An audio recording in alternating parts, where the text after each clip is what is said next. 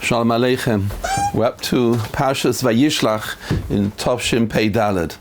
This shir is actually the third in a series of shirim, which is based on a shir which I heard from Hagon Rav Steinman Zecher Tzadik Livrocha. It's his yortzeit this week, actually, just before Hanukkah, Zecher Tzadik Livrocha.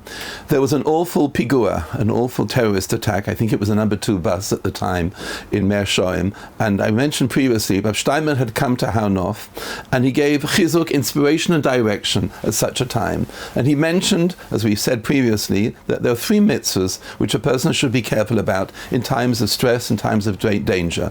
And each one has a quality of bringing the Shekhinah down, meaning the protection comes, that the divine presence comes and stays with us, and that's the protection, that's the security blanket that we have. The 3 were Amen Yehei Shmei Rabbah, we mentioned previously in the first year, you bring down the Shekhinah from the highest world, which is the world of Atzilus, by the Kisei HaKobod, by the Holy Throne, and you bring it down also into the world of Asiyah, the world in which we live, the world in which we function. The second mitzvah, which we spoke about last week, is Kedushas Beis HaKnesses, the holiness of the shul, of the synagogue inside the community. It's like the reservoir of all Kedusha, of all holiness, is the shul inside the community, and therefore be very careful of the sanctity, of the reverence and the respect and the dignity which is needed when you come into a shul.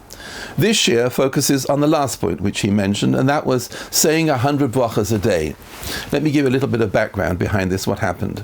At the end of the life of David HaMelech, there was an awful plague, an awful epidemic, and over 100 people died a day. I think it was 100 brachim from all over Eretz Yisrael. And David HaMelech was completely bereft. He was grief-stricken. Here you see a beautiful example of what a king does. What does it mean, a monarch in Klal Yisrael? A melech holds tremendous achrayas, responsibility. He felt incredibly responsible for what was going on, and he davened, and he asked to be informed and to be revealed why it was that so many people were dying. You remember the passage, just a beautiful passage I remember reading by Reb Chaim Shmulevitz, Zecher Tzadik Livrocha. He mentioned that Batil Bash Esther Malchus. Esther wore the Malchus when she went inside to the king of Achashverosh.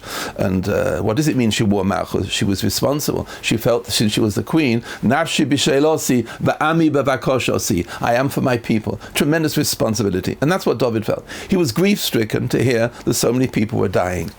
He davened, and eventually a Baskel came and told him it's because Klal Yisrael were lax. They were weak. They were not strong in the midst of saying 100 brachas a day. Immediately, David made a takana through every community around Eretz Yisrael that everybody should be careful on their obligation and their privilege also to say 100 brachas a day. It's interesting that actually the takana, the ordinance of saying 100 brachas a day, really came from the time of Moshe Rabbeinu. So why do we need the takana of David HaMelech? And the Levush answers that in the Gemara in Brachas, Menachos, Daf Mem Zayin. The Gemara answers as follows, and also in the Halachas in Shulchan Aruch, Siman Oirachaim, Siman Mem Vav. And the Levush answers as follows: the takana of Moshe Rabbeinu is been Ma Hashem Malakecha Shoel Meimach. What does Hashem ask from you? Says the Gemara, Al Tukrei Ma Ela Mea. He asks from you 100 brachas, meaning there's a request from the Rebbeinu Shalom to say 100 brachas a day, a praise and thanks and appreciation to the Almighty. Says the Levush, it was forgotten, and David brought the takana back, and that was the greatness of David HaMelech. He brought the takana back, and as soon as they started, the takana went around, the plague subsided, and people stopped dying. And from there we learn the enormous importance of being careful with one's brachas.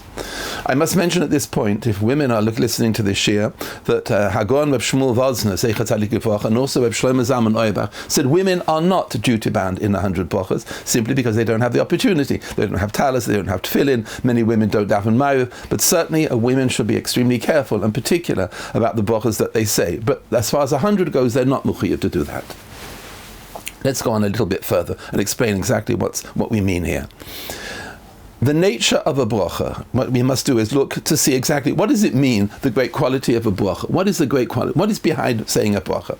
And really, it's the pivot of all prayer. Every word which we utter in front of the Almighty has the same feature as well. And the brachas are included in that. I'm taking bracha as an example here, but what we must do is turn to the writings of the Ramchal, Moshe Chaim Luzzatto, in Derech Hashem, Shah Aleph, Perek 5, paragraph 4, 154, if you want to look it up. And the Ramchal explains as follows. I think this is the important basis to understand what does it mean, the importance of saying brachas.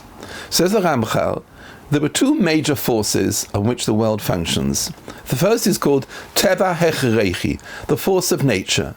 And the second one is the bechira, the choice of a human being. Let's explain what he means. The force of nature is dynamic, is forceful, is profound, meaning the whole of nature, the world of nature, the planets, the sun, the moon, everything that happens, the world of agriculture, everything is done out, that day follows night, that summer follows spring. The force of nature is very dynamic and forceful. And that's called teba hechreichi, the force of nature by itself. Animals were created, different features, let's say animal, vegetable, and mineral, or in the words of the Kuzari, doimeim, something which is silent and still, sameach, a plant, chai, which is an animal, and a medaber, human being. All these qualities of doimeim, sameach, chai, medaber, all these qualities are all in the force of nature. HaKadosh Baruch Hu created them in a certain way. And human beings, of course, this one is different from that one. A person's nose is different, eyes are different, his features are different. That's all part of the force of nature. It comes from above, from Borei Olam, teba hechreichi. Just an interesting quality. Rabbi Yehonasan, the great mashgiach of the Mir, once mentioned as follows: when we say nishmas adoin kol toilodos, it means also the characteristics, the features, the wildness of a lion, the swiftness of a deer, the abilities and the nature, the traits of a person and an animal as well are also included in the creation. That's all called the force of nature. Why I am made like this and you are made like that, and the food, agriculture, colors, fauna and everything there is in the creation is all under the nature of hechreichi, of the force of nature which there is. But says the Ramchal, that's only one part of it. The koach habechira, the choice of a human being of what he does with his life and how a human being reacts, is a very powerful force and rises up and affects and makes great influence and impact on what there is above in the force of nature. That's a very powerful thought. Meaning, we have what's called the laws of nature and the force of nature and the power, rain and water and light and everything and darkness, all the natural things that we have, but we have also the power of a human being to make a great influence above. The question is, which is the more powerful? The choice of a human being, meaning, as we see, for example, by the time of the flood in the time of Noah, we see what happened. Man corrupted the world and the whole world was destroyed. So we see it was taken away. The force of nature was overcome by the forces of evil of a human being. Similarly by Sodom and Gomorrah, in the cities of there, in the time of Avraham Avinu and Lot. You see there clearly that there was a force of a human being to change the laws of nature, and everything was radically altered. In these cases, was destroyed. We also have the concept of tzaddik yesod olam. A tzaddik supports the world, meaning that there is a tremendous power of a human being to send something up and make a tremendous impact and influence on the world itself. You'll ask me, which is greater? Which is the greater force? It's interesting, if you look at Rashi in the beginning of the Chumash, Rashi mentions quite clearly that all the agriculture in the world was held under the surface of the ground, and Hashem waited until the rain would come, but man had to first pray for rain, says Rashi. Therefore we see that the maintenance of the world and the continuation of the world was really dependent on man. It wouldn't have carried on. And Rav Steinman writes in his Sefer Ayeles HaShachar, the whole world was stayed in abeyance until a man comes along and davens for rain, and that would be the continuation of the world, the ability to continue on. And therefore, perhaps we can say as follows: as much as the force of nature is so powerful, the power of a human being, his good acts and his bad acts, he makes a direct influence on the world itself. If you want to take this further, take a look at the beginning of Nefesh HaChaim of Reb Chaim Volozhin, Shah Aleph. He talks about that, the great power of a human being. We mentioned it in a previous year some weeks ago. The power of a human being is he makes a great influence above. The power of nature is very forceful and powerful, but the power of a human being, his bechira, what he does and how he acts. And there we must introduce the whole topic when it comes to saying brachas and prayer. Brachas rise up and make a tremendous influence. Their impact is enormous in the world. And that's what we have to try and understand here. The nature of a bracha, and maybe that's what Rav Steinman was saying here in his words in Haunof, the nature of a bracha is you cause protection and you cause care and welfare inside the world. By making 100 brachas a day, you bring the Shekhinah down. As much as there's a tremendous force of nature, which may in some way, the force of evil as well, but there is a force of a human being to lift up the world and raise its whole status and change what is happening in the world. Maybe Rabbi said that's exactly what we're going through now. The tremendous forces of evil with Hamas, which is taking place in the world, and the tremendous anti-Semitism which is going on. But we have to realize as well, the power of our prayer is enormous. It rises up to Shemayim and causes a tremendous change, meaning that as Einu b'Shem Hashem oiseh Shemayim b'Oretz, as the David HaMelech says in Tehillim, our power is to alter what's going on in the world, and that's the nature of Bechira.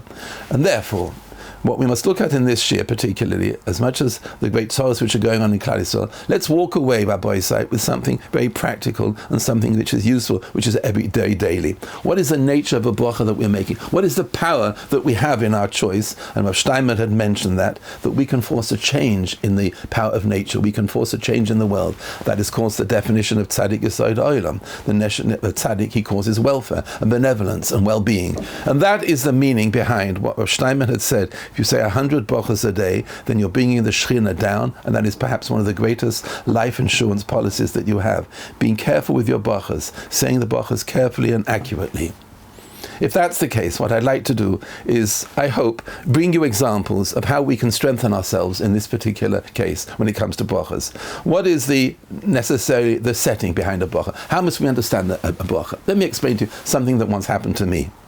It was during a very hot weather, I think it was in Tammuz, and there was a chamsin going on, and I went to speak to one of my rabbeim in the Mir, Hagon Rabbi Finkel, in his house. I went to talk to him in his house. As I sat at the table, he offered me a drink, and I was sitting opposite the Rav. Of course, sitting in front of an eminent Talmid Chacham, and a great renowned Talmid Chacham, the Rosh Yeshiva of the Mir, I made a beautiful bracha. I was so careful. I was articulate. I was precise in my words. And I said the bracha aloud, and he said, Amen. And after that, he said, Zehaya bracha yafeh. I remember, as he said those words, I was taken aback. To me, I think I had a white beard at the time. You say bracha yafeh to me? Why do you say it to me? I looked at his face. He was 100% genuine. He wasn't being far from it being any cynical at all. And it's funny, in our mind, we think of the word bracha yafeh. You say to a 4-year-old, child makes a beautiful bracha. But there's no age barrier to say a bracha yafeh. You can say it to a man who's 80 or 90. And I thought to myself, how strange it was, how small-minded I was. I didn't realize. A bracha yafeh, everybody should make a bracha yafeh. Make it good. Make it, send up this bechira, send up this bracha, and make a beautiful bracha. I was so careful and articulate. I remember after that, I think for a week or so, I was particularly careful with my brachas. That's the point here. When you're careful with your brachas, a bracha yafeh, then you're sending up something, a blanket of welfare in the world itself, which comes back down. And therefore, the koyach of bechira is greater in some ways than the koyach of teva hechreichi, the force of nature in that respect. I remember another incident that happened to me when I used to live in Haunof, Rochava Gassi, and a friend of mine was making a kiddush for his little girl. He had a little girl who was born. And I went with my children next door to their house in the next building, I think it was, and I sat with my children and I made kiddush. And sitting opposite me was one of the drivers of the Manchester Rosh Yeshiva, Zichrono Livracha. He was sitting right opposite me, and I made kiddush with my children around me. After I finished making kiddush, the man opposite turned around and said, I must be honest with you, he said, quite clearly, between the eyes, he said, the Manchester Rosh Yeshiva would never have said Amen to that bracha that you made. The children looked at me and said, Abba, what's going on here? And he said as follows, he explained, the Rosh Yeshiva held, if you say Melech HaOlam, you don't say Amen, it's Melech HaOlam. He said, you dropped the hey. You said Melech HaOlam, it's Melech HaOlam, Melech HaOlam, and you don't drop the hey. He said, if you drop a letter, then the bracha isn't correct, isn't it inaccurate? And therefore, from then on, I was careful. Melech HaOlam, a bracha, be precise, be articulate, be careful with every single letter that you're making. These are the points which I'd like to build up on. And the last point which I'd like to mention is a beautiful moshel, which I remember hearing many years ago from Hagon Rabbi Yaakov Kamenetsky, Zecher Tzadik Livracha. He explained in the following way. When a little boy comes to the age of 3, so his parents buy him a pair of tzitzis, a dinky pair of tzitzis, a tiny little pair of tzitzis. He goes to the age of 6 or 7, so you change the beggar. The boy a little bit bigger, no? He goes to the age of 13, you buy him another pair of tzitzis. As the child grows up, so the parents buy him a larger pair of tzitzis. Said Rabbi Yaakov, can you imagine a zilzal, how disparaging it would be, how belittling it would be, if a chosen of 22, 23 went under the chuppah wearing his dinky pair of tzitzis? What happened here? Why didn't he grow up with his beged, with his tzitzis? Surely when you get to the older age, you don't wear a little 3-year-old pair of tzitzis, you wear a larger pair of tzitzis. Said Rabbi Yaakov, one of the major problems that we have is we don't mature with our mitzvahs. That's only a physical case, but think of it a little bit further, Rabbi Yisai. How many times do we think about Avraham Avinu had a house with 4 doors? Yeah, he did have a house with 4 doors, but Avraham Avinu was far greater than just that. He was called the Amud of Chesed, the pillar of charity and kindness in the world. He was far greater than that. We have to grow up with our understanding, with our mindset of who these personalities are.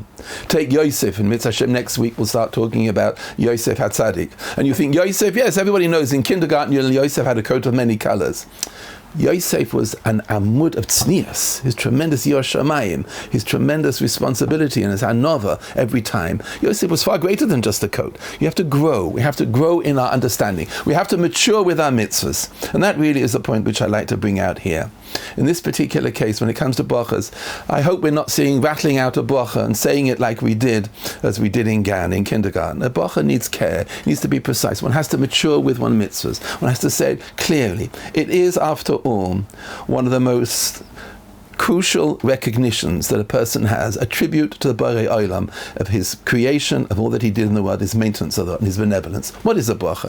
A bracha is a testimony, a tribute that how Kadosh Baruch created everything. Whether it's a cup of coffee, whether you go to the bathroom, whether you're washing your hands, whether you're putting on tefillin, whatever it is, it's a tribute and a testimony. Asher kiddushana b'mitzvah yisod v'tzivana. The greatness of a bracha is that you're sending something up, and that's what Reb Steinman had mentioned. You're sending up welfare, you're sending up benevolence by being careful, and they come down and they change the force of nature, if we understand correctly what the Ramchal is saying here. That's the greatness behind it all.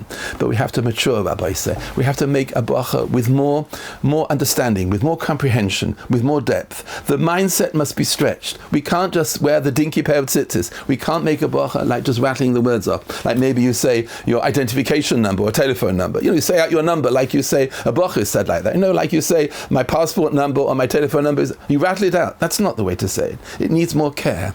And that's what I think I learned from Hagon Rabbi Finkel when a bracha yafeh. Bracha yafeh means there's no age barrier to saying a bracha. A person must say a bracha carefully, precisely, and articulately. It must be said with a passion also, with a devotion to HaKadosh Baruch. It's an expression of thanks. As you'll see in a minute, we'll go into that here. What I like to do in this shir is really only one section of a bracha.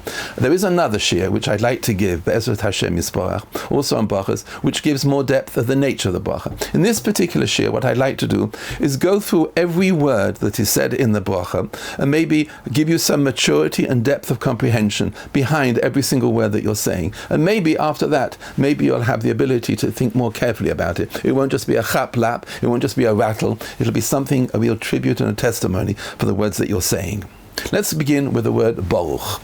Baruch, according to most Rishonim, the word Baruch means a reservoir of bracha, the source of all bracha. It's a praise and appreciation to HaKadosh Baruch. He is the source of all bracha. And nearly all the Rishonim say that the word bracha means a thank you, a blessing for all that he gives, everything that is provided. That's the nature of what Baruch means. That's what most Rishonim hold.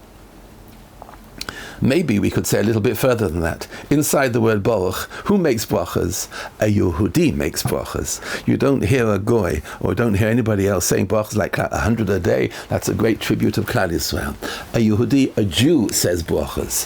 What is the nature of the word Yehudi? Let's go back to the definition which I brought some time ago of Rabbi Shimon Pinchas, beautiful definition of what a Yehudi means. Inside the word Yehudi is the Shem Hashem, Yud Kei Vav Kei, Yud and Hey and Vav and Hey, and also a Daled. It means Yehud, from the word Yehuda, to thanks, to be moide. What does it mean to be moide? To appreciate and thank the Almighty. And this is, I think, the definition of the depth behind the word Baruch.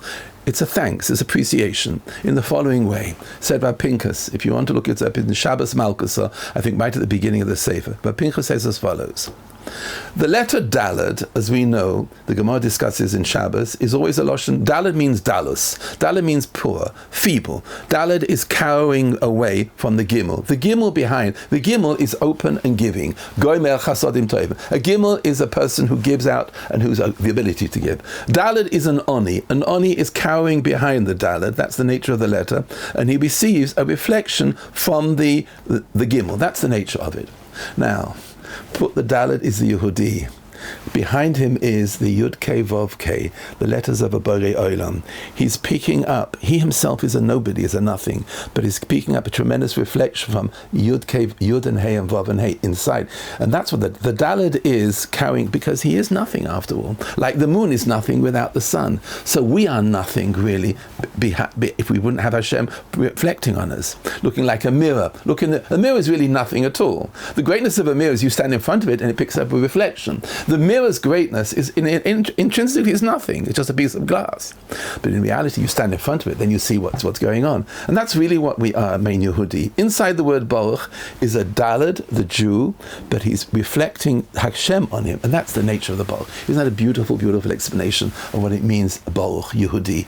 Yehudi is, I'm reflecting Hashem on me. And that's my Yehuda from the word Hodah, to give thanks. That's a beautiful expression. If you can think of that when you say the word Baruch, how powerful that is. I am giving over the reflection which Hashem has given me, and that's my praise and appreciation to him. But I want to take you further. Since the purpose of this year is to help you mature and give you enlightenment, inspiration, I want to give you a little bit more to think about. What does it mean in the word Baruch? There's one particular Rishon, the Rashba. The Rashba explains a little bit more. In Tshuvas, in Chelek Hey, in the Tshuvas, I think it's Tshuva Mem Vov, or from Mem to Mem Hey, I think, are the Tshuvas there. The Rashba talks about a Baruch. He explains as follows, a little bit more than just what we've just said. Says the Rashba, inside the word Baruch also means a ribui, an extra, an addition, a toisefes. It's more than that. But Chaim Belozhin begins Sha'ar Beis in Nefesh HaChaim explaining that a bracha is a toisef, well, there is already and more. You're increasing on something. Meaning, for example, when you say benching, Hu noisei lechem l'chol basar, you're appreciating that Hashem has given bread, he should continue to give. Inside the appreciation is also a request for more. It's not just a statement of thanks. There is also the recognition that there's more, and it comes from you, Hashem. And that's the ribui. The ribui is that in my recognition, I'm also requesting more as well. That's the nature of the Tosefes ribui. Let me give you an example, which is brought by Rabbi Chaim Belozhin in Sha'ar Beis in Nefesh HaChaim. He explains as follows. You might have heard, there's a beautiful song, which I remember years ago they sang it, called Tanya. Tanya Rabbi Shmuel ben Elisha, Pamahas Nichnasti. One day, the great Kohen Gadol, Rabbi Shmuel ben Elisha, walked into the Kodesh Kadoshim, says the Gemara, and he saw there a vision of the Shechina. Whatever it is, Akaswikal, I don't know what it is. I saw once a tshuva of Rav Shlomo Zalman Auerbach. He says, we don't know what it means like that. What does it mean? Whatever vision he saw a vision as he was going in on Yom Kippur to the Kodesh Kadoshim, to the Holy of Holies. He saw a vision of the Almighty. And the Almighty said to him, Bolcheni b'ni, my son, give me a bracha, give me a blessing. And Rabbi Shmuel ben Elisha, the Kohen Gadol, said as follows, you are already the Midas HaRachim, sheyichbashu rachamecha, v'yegoylu rachamecha, you have rachamim, be more in rachamim, give more in rachamim. You do already control your anger, control it more. Isn't that really what we're saying in the Rashba here? You are already Ava Rachim, you should always be Ava Rachim, you should be Malbeh, you should increase on it. And that's the ribui. And that, says Rabbi Chaim Belozhin, is the meaning behind a bracha, according to the way we're learning the Rashba. Give more, what there is already and more, to addition, a pack behind it. I remember I once heard a beautiful shir on this point from Agon Babaye Finkel, Zecher Tzadik Levracha, in the Meir Shir. He explained as follows, a little bit more detail. What does it mean, the ribui, the addition, the added factor, which is behind the bracha?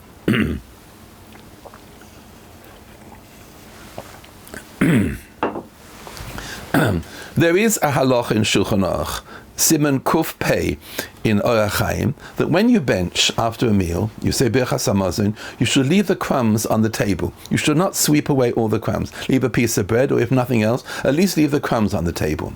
The reason is, the Mogen Avraham says there, inside the halach in Shulchan Aruch, Ein habocha chal ala reikam. There's no such thing as something from nothing. A bocha doesn't come from nothing. A bocha must come from something, meaning the crumbs on the table are the source of the bocha. And therefore, what we're mentioning here, the ribui, the additional comes from the crumbs, which you have there. Let there be more of what there is already. There's no such thing as yesh me'ayin anymore. There's nothing. Yesh me'ayin, something from nothing, stopped after the 6 days of creation. Now it's only yesh me'yesh, something from something else. Something from something else. Meaning, you must have the source in order for the bracha to be increased, to multiply. Underneath in the halacha there's a perush on the Shulchan Aruch called the Machasis HaShekel. The Machasis HaShekel brings the following historical fact which happened. If you remember, the wife of the Navi Ovadia became an almana. Ovadia was a ger tzedek, and he spent a tremendous amount of money and borrowed money in order to support 100 prophets at the time. King Achav and his wife Izebah was hunting out and terrorizing all the Nevi'im, all the different prophets at the time, and he supported 50 in one cave and 50 in another. It's in Malachim Beis Perek Daled. This is what I'm about to tell you. He supported them all, he looked after them all, he gave them all that they needed, and he took loans as well, and then he died. And unfortunately the wife was left as a widow with her 2 sons with no money at all. The creditors came and asked for their money, and she had no money to give them. She was bankrupt, she had nothing at all. They took her 2 sons away from her as slaves. She was left with nothing at all. She had 2 sons were taken, her husband had died, Nebuch. She went to her husband's grave every single day and davened for Yeshua, for help. A Baskol, says the Radak in the Pasuk, says, a Baskol, and a voice from heaven came and told her, Elisha is going to come to town and he'll give you a bracha. Elisha came to town the next day or so, and he came to her house, and he turned round to the lady and said as follows, Ma yesh lach babois, what do you have in your house? What do you have in your house? She had nothing at all, but she did have something. She had the tiniest measure of oil. Chazal said to dip the end of the little finger, the pinky, the end of the pinky. That's all she had in the house. Elisha said, oh, if that's the case, go to all your neighbors and your friends, borrow every barrel and jug and glass, every container that you have, and fill the house up with containers. Then I will go out of the house, you'll close the door, and you'll start pouring the oil. And the oil will continually pour. And from that you will be able to pay off all your debts and bring your sons back.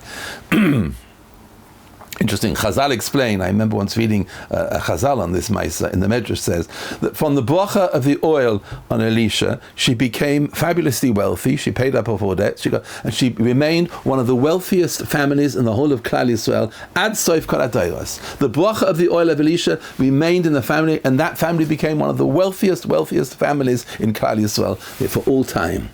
Your Torah to me said, who is the family? Who is the family? You want to make a good shidduch? Well, I'm sorry, I don't know. I can't tell you. I don't know who the family is.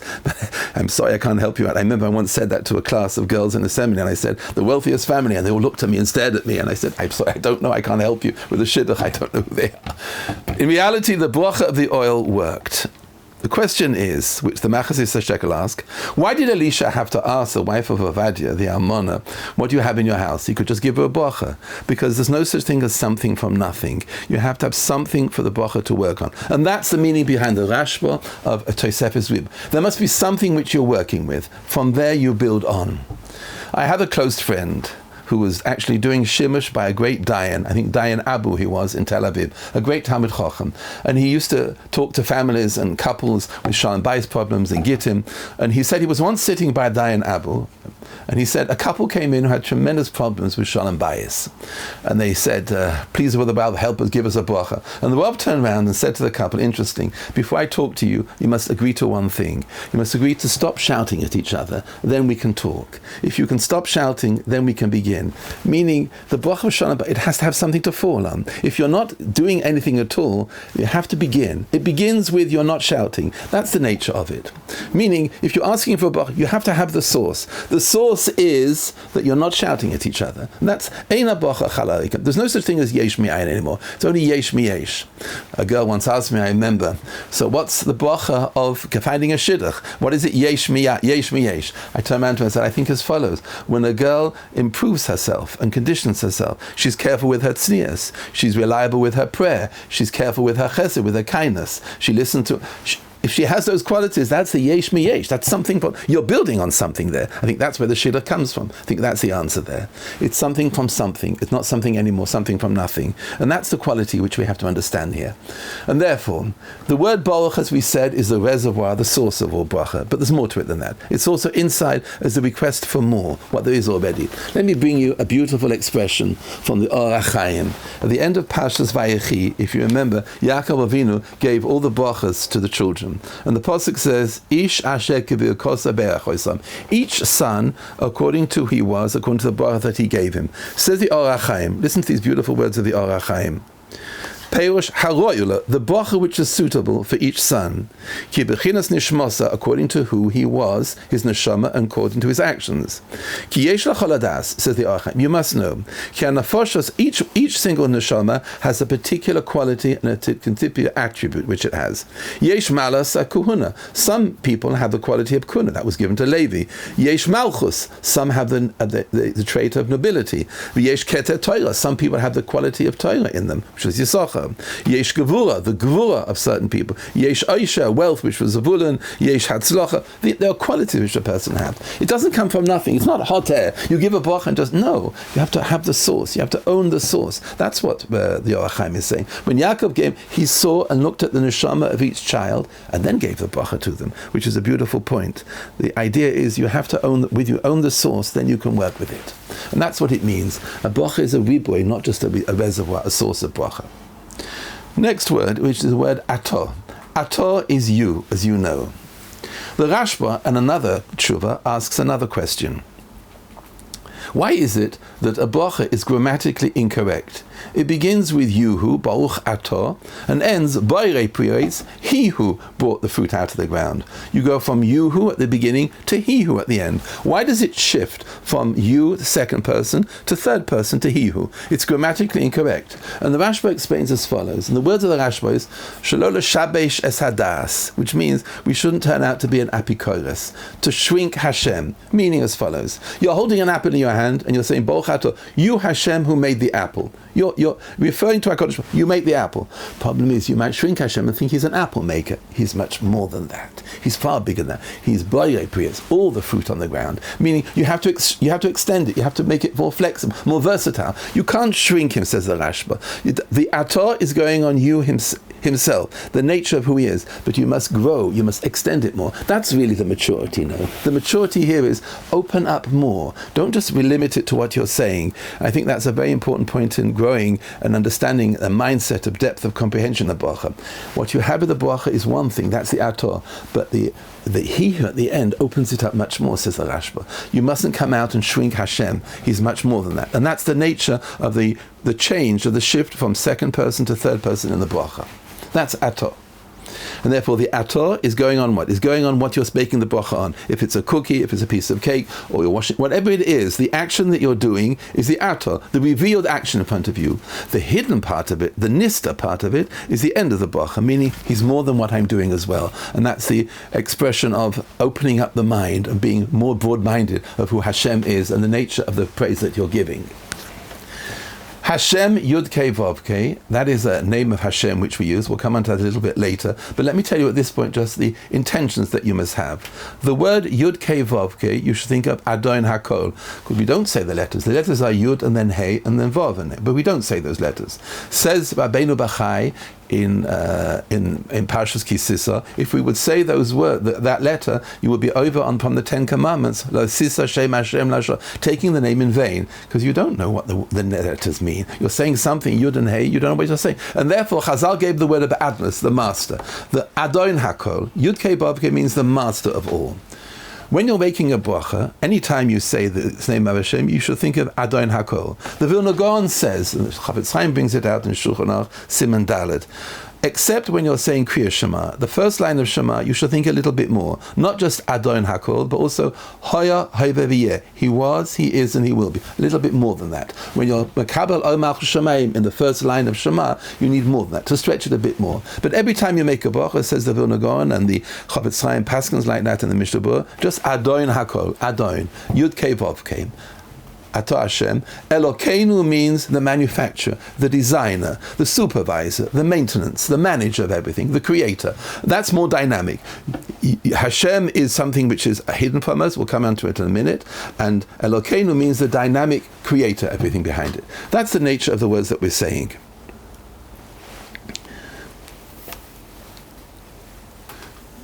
What does it mean that we're saying Ator is you, and then we're moving over and we're saying as follows, from Yuhu to Hihu. What is the nature of saying that we're shifting from you to he? Meaning we recognize what Hashem is, but we recognize he's far more than that. He's much, much more than that. Don't just shrink HaKadosh Baruch Hu. Don't just leave him as he is with the apple or the orange or the cookie that you're making. That's the purpose we're saying. Hashem, Ator is you, and he who extends it much more. Let me tell you a beautiful Maisa I remember hearing from Hagon Rabdon Segel. Gimel. What does it mean to open up and realize that Hashem is the whole creator? The great Rosh Yeshiva of Kol Torah Yeshiva, Rav Kunstadt, Zecher Tzadik Livracha, once walked into a fruit and vegetable store in Bayit Began with a student, with a Talmud. And they stood in the store, and the Rosh Yeshiva was standing there with a student next to him, and they waited. The Balabais wasn't there at the moment. As they were waiting there, a completely irreligious Jew who had no connection whatsoever to Judaism whatsoever, no Torah mitzvahs, he had no connection at all, came in and stood in the store. And he turned round and he said to the Rosh Yeshiva, where is the Balabais? And the Rosh Yeshiva turned around and said, Ein Balabais, there's no Balabais. And what Rosh Yeshiva meant is, Ein Balabais, he's not there, he's not here at the moment. The Chiloni turned around and said, what do you mean? And he said, you're Meshuga, ata lo mevin? But of course there's a Balabais here, of course there's a Balabais.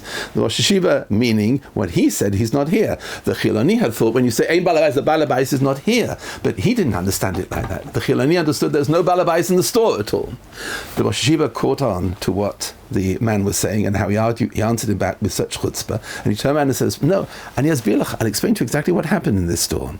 Yesterday there was an explosion in the middle of the store, and there was a whole pitzutza, and there was a cloud and smoke, and out of the smoke came the oranges, came and sat down over there, potatoes came and sat down over there, the tomatoes over here. There was a sudden explosion, and this is what happened in the store here, and therefore there's no balabais. You're right. What happened was everything just happened here. The man to a man and says, crazy. If you think that, Rosh Yeshiva caught him on that and turned around and said as follows, let me explain to you something. I explain this foolish theory just in one store. You say the whole world is like that. Evolution is like that. There was just an explosion and the world just happened like that. Don't you realize how foolish their theory is? Of course there's a balabais. The Cheli stood back with his mouth wide open, the Talmud said, and gawked at him. And you didn't realize it. That's the nature of it. You realize, of course there's a balabais here. Of course there is something here. There's a balabais here behind it all. And that's really, I think, I wanted to bring that Maisa to show you. Go from Yuhu to He. Yuhu is what you'll see. But He who is extending it much more. Of course there's a balabais in front of you. Of course there is. The end of the bracha, we must mention here, is that a comment of the Vilna Gaon. The Vilna Gaon says as follows, meaning we said, Baruch atah Hashem Elokeinu. Let's expand the whole bracha, Melech Haolam. The Vilna Gaon in Ateres Eliyahu explains as follows. Inside every bracha, we have three titles of the Almighty. Yud Kei Vav Kei Hashem, Elokeinu, means our God, and Melech Haolam. What is the difference between these three? The three different titles, Yud Kei Vav Kei, Elokeinu, and Melech Haolam. And the Vilna Gaon explains as follows. If you followed what we said about the Rashba, that from Yuhu to Hiu, from something which is revealed to something which is hidden, the same concept really, says the Vilna Gaon, when it comes to the names of Hashem inside a bracha. Yud Kei Vav Kei is beyond our understanding. Hashem, we say the word Adnos, we say the word Adon, because we really don't understand at all. That's the hidden part. Like the Rashba says at the end of the bracha, so that's the reason why we must say Yud Kei Vav Kei, meaning whoever he is, the creator, I don't understand him more. It's beyond my understanding. But at least say that and recognize that, says the Vilna Gaon. Express the idea that we don't understand HaKadosh Baruch completely, and therefore we say Adnos. Elokeinu means the direct creator, meaning like the ator from the Rashba is in the word Elokeinu, the dynamic revealed source which I see in front of me. The source is, meaning the creator. He created this apple. He created this orange, whatever I'm eating, whatever the bracha is going on at the moment. That's Elokeinu. Meaning Elokeinu is something which is dynamic in front of me. That's the nature of it.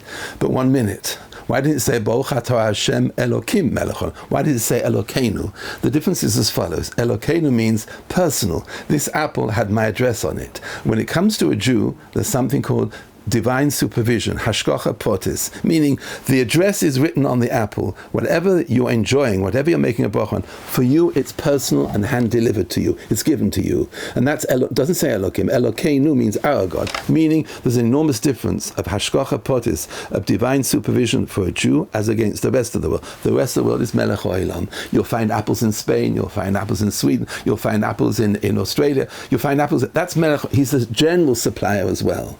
Therefore, Hashem is the hidden part, which I don't understand. That is like the end of the bracha of the Rashba. If you're with me, it's a little bit long to see Rabbi say. The Elokeinu means the dynamic side in front of which is present, which is revealed, which is like Ator. And Melech Olam is this renal supplier as well. And that's what's behind it all. And these are the points which I think we can grow from. Hopefully, we can lift ourselves up and mature enormously and make what's called a bracha yafeh with these points, to articulate and be precise and be passionate with your brachas. Say it carefully. Let me just show you something. I'm going to say a bracha now. And as I say the bracha, I'm going to slip into my mind the different points which we said. I want to just prove to you it's not necessary to spend a few minutes on making a bracha. If you say the bracha slowly, as I'm going to say the bracha, you'll see what I mean. You can have in mind all the points which you'll say. Baruch Ator Hashem Elokeinu Melech Ha'olam Boirei Peri Ha'etz. Now, I had it all in my mind it didn't take too long. You can do that. It's not beyond us. It's not something a midas chasidus. It by no means is it something very pious. You can do that with a bracha. I'm not saying every single bracha you can do that, but certainly when brachas which are daraisa, like birchas HaTorah in the morning, or birchas HaMazon, of course one can do that. Which is daraisa, why not say that? Well, take a little bit more time. Say it precisely. Open your mouth and articulate and say the word precisely. You'll see, I hope, you'll mature and you'll grow, and the brachas will be far more meaningful to you. And that's the nature of it.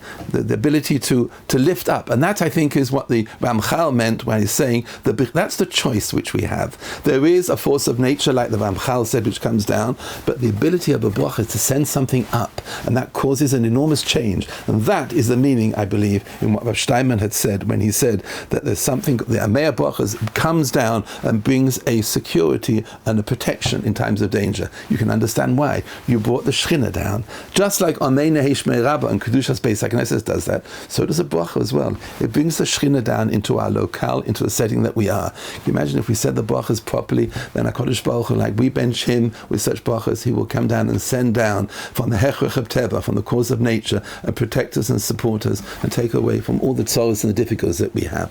I hope in these times of great difficulties, this shir has been something practical, something productive, and you can walk away from it, and hopefully by making a bracha yafeh, we'll be able to grow, and HaKadosh Baruch Hu, we will send up enormous welfare, and HaKadosh Baruch Hu will send back down to us shalom uvracha, hatzlacha, and bracha hatzlacha in all that we do. Thank you. Kol tov.